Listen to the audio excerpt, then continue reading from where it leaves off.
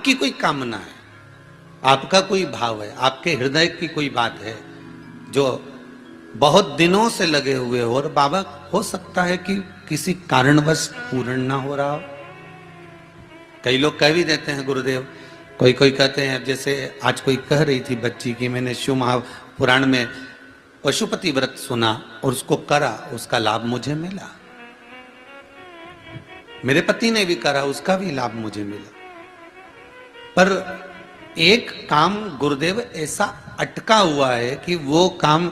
हम करना चाह रहे हैं, व्रत भी कर लिया, अनुष्ठान भी कर लिया, पर फिर भी वो व्रत के कारणवश भी वो कार्य नहीं हो रहा। तो समझना कि कोई कार्य बड़ा भारी होगा और बाबा उसको कर नहीं रहा है,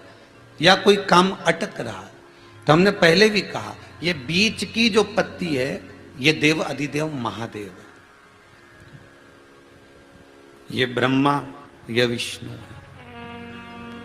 इन दोनों पत्ती के मिलन से लेकर इस पत्ती के बीच की जो डंडी है,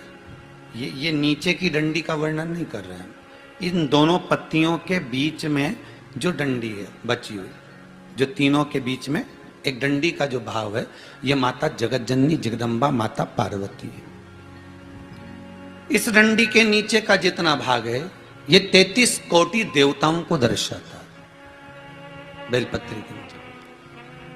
पिछले वर्ष की श्रावण की कथा यदि आप निकालेंगे और उसको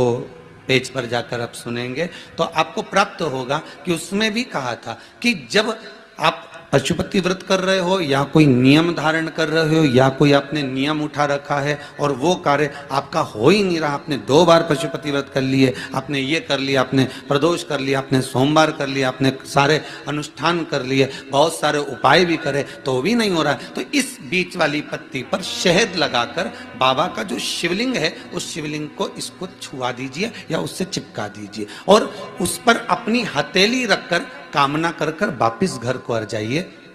बाबा आपकी वो मुराद शीघ्र 3 महीने के अंदर पूरा कर ही देता है। ये पक्का।